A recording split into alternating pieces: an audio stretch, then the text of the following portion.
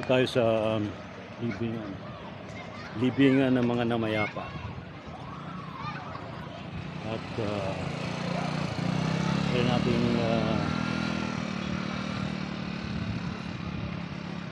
alamin ang pananaw ng tao kung saan nga ba napupunta ang kaluluwa pag namatay. Ate, pag namatay ang tao, yung kaluluwa saan napupunta? Depende po. Bakit depende? Kasi yung may mga kasalanan na naman doon, hindi naman napupunta lahat sa langit. Oh, so pag walang kasalanan? Sa langit po yun. Yun, sa langit. Ito si boss, matagal na yan dito sa sementeryo. Boss, saan napupunta ang kaluluwa ng tao pag namatay? Sabihin po nila, yung iba sa langit. Sa langit. Bakit sa langit? Yung mga walang yung mga walang kasalanan, walang ginagawang masama sa Sa langit diretso. Pero bakit maraming mga gumagawa ng kasalanan? So yung mga gumagawa ng kasalanan sa impyerno? Alaman. Boss, sa gabi ng misteryo to, sa DCRH, saan napupunta ang kaluluwa ng tao pag namatay? Hindi ko alam sir, hindi pa ako kapunta doon. Ay, hindi ka pa nakapunta. Pero sa paniniwala niyo, Dito lang siguro sa lupa yan eh. gumagala lang. Oo. Kaya may mga nagpaparamdam, may mga nagmumuto. Dala sa paligid lang natin. Nay, tanungin kita. Nay, tanungin kita. Saan napupunta ang kaluluwa ng tao pag namatay? Sa langit. Bakit? Interview mo ako. Oh, bakit? Bakit? Ewan Paniniwala mo, bakit? Hindi ko alam. Siguradong sa langit diretso? Depende. Ah, depende. Oo. Oo. So, kapag namatay ang tao, diretso sa langit. Depende kung saan ilalagay ni Lord. Yun. Pag namatay ang tao, saan pupunta? Interview tayo. Hindi ko lang po sure kung saan po talaga mapupuntahan kasi Ano? hindi ko lang po sure kung saan mapupunta kasi hindi ko naman po alam na ano eh kung saan mapupunta ba, kung sa taas ba o sa baba kasi hindi naman po kasi God kaya hindi naman So, po naniwala ka may pupunta sa taas, mayroong pupunta sa baba? parang ganun din po. Anong mas gusto mo, sa taas o sa baba? Sa taas Bakit sa taas? kasi parang masaya ata doon eh. Saan napupunta ang kaluluwa ng tao pag namatay? Sabi po, Saan? langit daw. Langit. Pero depende yun, di ba? Pag kailangan pupunta ng langit, kailangan may passport ka, gumawa ka ng kabutihan. Oo. Pero bakit may mga nagpaparamdam? Hindi po makatayo. Yung, so nasa paligid lang natin. Di pa sila nakadiretso sa langit. Yung.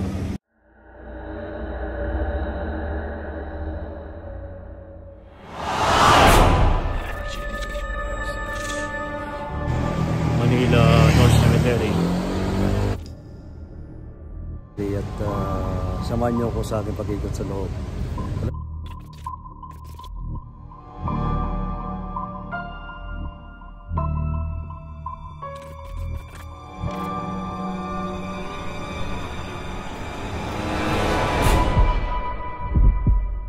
Madre.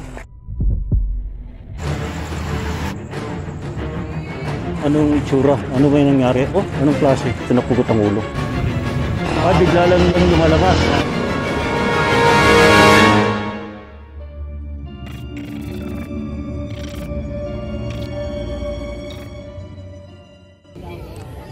Sa ating mga kamisteryo, ngayong gabing ito, pag-usapan natin tungkol sa saan nga ba napupunta ang kaluluwa ng tao pag namatay. Depende po yun sa iba't ibang mga sitwasyon, mga namatay sa aksidente, namatay sa sakit, namatay sa krimen, namatay sa iba pang mga pamaraan, nahulog o kaya iba inatake, na-stroke. Kaya so after na mangyari yung death na yun, that moment, right after that moment na nalagutan ng hininga, saan napupunta? Diretso na ba sa langit? Diretso na ba sa impyerno kung masama? O yung paniniwala na mga namatay ay nagpupunta sa purgatorio? O kaya sila ay kasalamuhan natin sa daigdig ng mga buhay, ang mga namatay? Hi guys, this is Darius Abbas. Abangan niyo po ako muli sa Gabi ng Misteryo. Kasama natin si Ray T. Sibayan at ating pag-uusapan kung saan nga ba napupunta ang mga espiritu, no? Kung ito ba ay pag-alagala ba o ito ba ay malay mo nasa bahay mo, nasa paligid mo, or di kaya nakakasalubong. I take on life after death, and where the soul or spirit body of a dead person goes to is actually from the point of view of anthroposophy by Rudolf Steiner. And to cut the story short, the purified form of human spirit ultimately goes up to Pleroma, or what is called as, we all know as heaven in Gnostic terms. Pag-uusapan natin mamayang gabi, alas 10 ng gabi mamaya, pag-uusapan natin ay kung saan nga ba talaga napupunta ang mga kaluluwa ng mga tao na namatay na. So mamaya magandang topic yan, very interesting, huwag kayong mawawala. Salamat! So lahat tayo may kanya-kanyang proseso dito sa mundo, pero isa tayo na patutunguhan. Kaya po inaanyayahan ko po kayo manood Sabado at 10 p.m.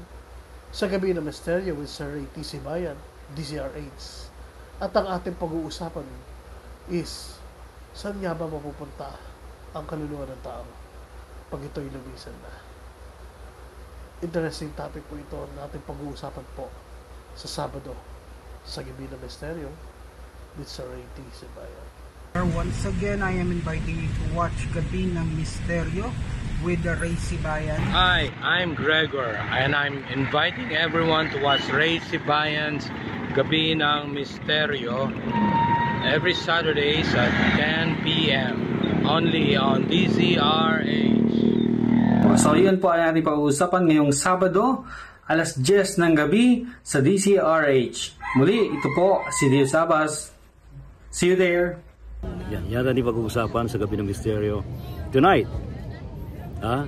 Walang absent. See you!